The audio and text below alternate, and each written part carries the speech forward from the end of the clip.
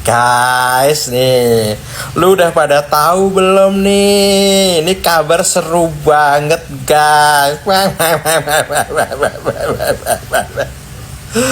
Kabar kemarin ya, Sinepos sudah ketar-ketir. Sekarang ditambah lagi, guys. Tahu nggak? Nih gue kasih tahu ya. Kemarin dia kesel kan, kenapa si Nikmir cuma di penjara 4 tahun doang. Nih, ada kabar yang bikin dia tambah kesel. Apa coba?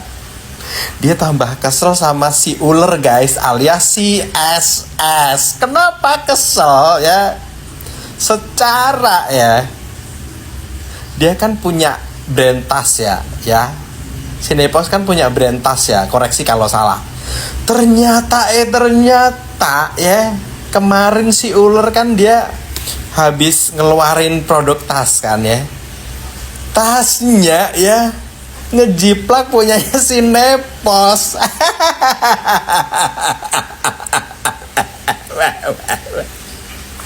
Tapi emang ya, si SS itu emang kelakuannya kayak gitu ya. Dulu kalian masih inget nggak waktu si SS bikin kerudung ya, tapi cuma dia nempelin doang brandnya dia di kerudung merek lain, ya kan? Ingat nggak tuh? Terus ya, baju-bajunya si SS, terus kosmetiknya itu kan juga barang-barang Cina kan? Tapi dia kasih brand, dia rebranding gitu, ya nggak?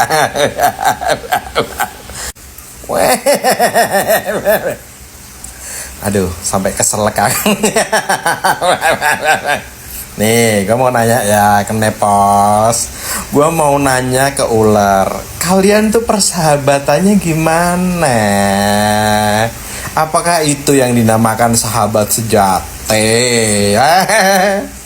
Masa katanya sahabat kok menusuk dari belakang, nyolong ide temennya sendiri?